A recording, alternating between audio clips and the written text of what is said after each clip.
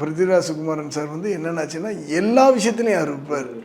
ஆக்ஷனில் ஃபுல்லாக இருப்பார், சினிமாட்டோகிராஃபில் இருப்பார், அப்புறம் ப்ரொடக்ஷன் டிசைனில் இருப்பார், காஸ்டியூமில் இருப்பார், பேக்ரவுண்ட் பண்ணுறதுல இருப்பார், எஸ்எஃப்எக்ஸ், விஎஃப்எக்ஸ், எடிட்டிங் எல்லா இதுலேயும் இருப்பார்.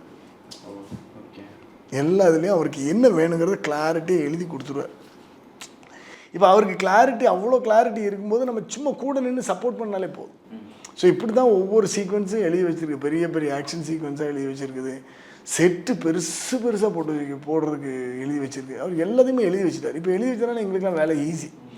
அப்போது இப்போ ஈஸியாகிடுச்சு. ஸோ எல்லாருமே எக்ஸிக்யூட் பண்ண ஆரம்பிச்சு. ஏன்னா இந்த படம் ஒரு படத்துக்காக நிறைய கண்ட்ரிகள் போயிருக்கு. அமெரிக்கா, லண்டன், துபாய், அபுதாபி, இப்படி இன்னும் நிறைய கண்ட்ரிகள் ஒர்க் போயிட்டு வந்தது. அது இல்லாமல் இங்கே இந்தியாவிலே பார்த்திங்கன்னா லே லடாக்கு,